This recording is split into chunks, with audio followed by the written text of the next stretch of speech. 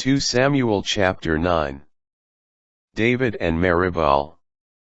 David asked, "Is there any survivor of Saul's house, to whom I may show kindness for the sake of Jonathan?"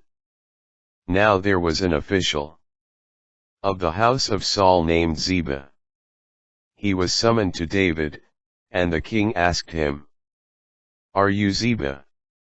He replied, "Your servant." Then the king asked, "Is there any survivor of Saul's house, to whom I may show God's kindness?" Ziba answered the king, "There is still Jonathan's son, the one whose feet are crippled." The king asked him, "Where is he?" And Ziba answered the king, "He is in the house of Machir, son of Ammiel, in Lodabar." So King David sent for him and had him brought from the house of Machir, son of Ammiel, from Lodabar. When Merib-baal, son of Jonathan, son of Saul, came to David, he fell face down in homage. David said, "Merib-baal." And he answered, "Your servant."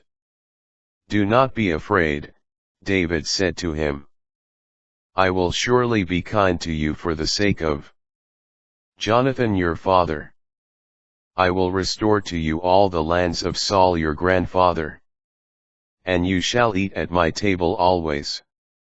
Bowing low, he answered, "What am I, your servant, that you should pay attention to a dead dog like me?" The king then called Ziba, Saul's attendant, and said to him, "All that belonged to Saul, and to his entire house, I am giving to your lord's son. You and your sons and servants must till the land for him. You shall bring in the produce, which shall be food for your lord's household to eat. But Merib-baal, your lord's son, shall always eat at my table." Now Ziba had 15 sons and 20 servants. Ziba answered the king, "Whatever my lord the king commands his servant, so shall your servant do." And so Merib-baal ate at David's table, like one of the king's sons. Merib-baal had a young son whose name was Micah. And all the tenants of Ziba's household worked for Merib-baal.